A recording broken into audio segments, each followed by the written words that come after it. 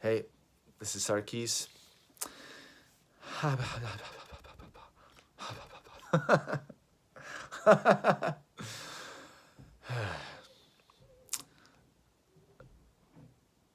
Apparently, I'm supposed to start talking and saying something. All right, the first thing I want to say is that I have a website, sarkisintuitive.com. You can find more information about my healings, my intuitive readings there. Call me if you have something deep and intense or playful and alive that you really want to put more attention towards. I can help you. All right, now, what was I going to talk about? I think what I wanted to talk about was something that's kind of tricky to look at, but let's call it certainty, the search for certainty. Have you ever noticed that there's a constant search for certainty? Like if I can just figure out the way it is, then I can relax, or then I can be at peace, or then I could finally have what I want, right? And so, but there really is no certainty in life. Even if I go towards, like, what would it give me to know that this is exactly the way it is, right? Like with people, for example, people are a great example because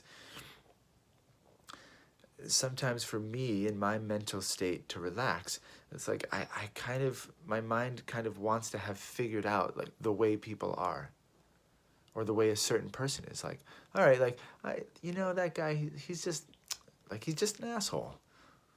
And it's funny because like once I've decided like he's an asshole, then it's like something in me can be like, oh, right. And like, what does that do for me?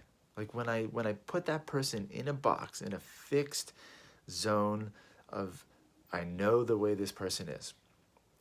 What it does in my mind is it pretends that it saves me from having to be surprised every time this person is a jerk, right? So there's some value in that, in deciding the way that life is ahead of time, deciding the way a person is ahead of time. The classic example of that is like, you know, maybe I'm not going to put my hand in a fire because I've already decided that putting my hand in fire most likely is going to burn it. Like that's intelligent. That's useful. But in terms of the way that I experience life, I want to remain open to life. Like if I'm really going to go towards the things that are make me happy, there's a certain spontaneity and creativity and openness to life's experience that I want to maintain if I'm going to be able to go past my limited sense of self, right? Most people experience a limited sense of self, and they're longing for a more expansive, more open, happier relationship with themselves and with life. So that's most people. But notice how there's this constant movement towards the opposite of that, towards a sense of certainty, towards a sense of knowing, right?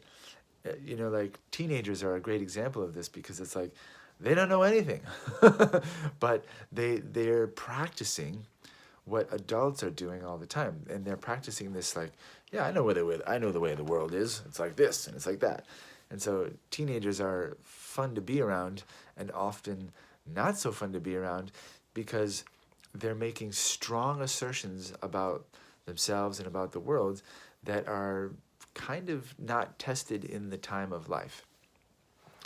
And I'm not saying that teenagers don't have wisdom.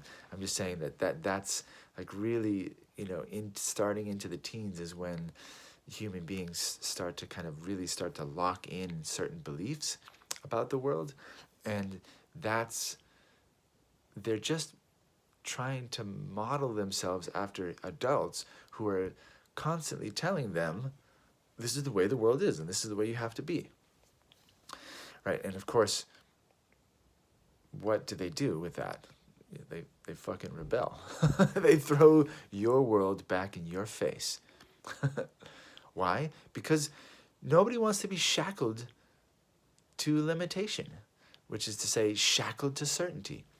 So don't shackle yourself to certainty. Don't limit yourself by telling yourself that you know the way the world is, right? You might not wake up tomorrow. You might be dead tomorrow, right? We don't know that. If you're actually honest, like you might not even be alive tomorrow. Millions of people die every day. I don't know if that's true, but I said it. But there's thousands and thousands of people that don't wake up tomorrow. So the lesson here is notice where you really need life to be a certain way, where you need certainty, right? And see if that has any correlation to the places in your life that you're longing to be more free, more happy, more alive. Right? I suspect for myself there's a correlation there. Anywhere that I'm limiting life, anywhere that I'm telling myself like this is the way that life is, it's usually very close to the very things that I'm longing for to have a deeper, more expansive, maybe a wider, more open experience of life. So check that out. I know it's kind of vague, but notice you'll know where you want certainty because it's the place where you get your rhubarb rubbed. It's the place where you get activated and triggered about life. Like, God, they're doing it this way, and you really have your opinion about that. So, all right, check it out. Thank you for listening. Again, you can find me at sarkisintuitive.com. Bye. I tried to shut the camera off. It didn't shut off. Bam!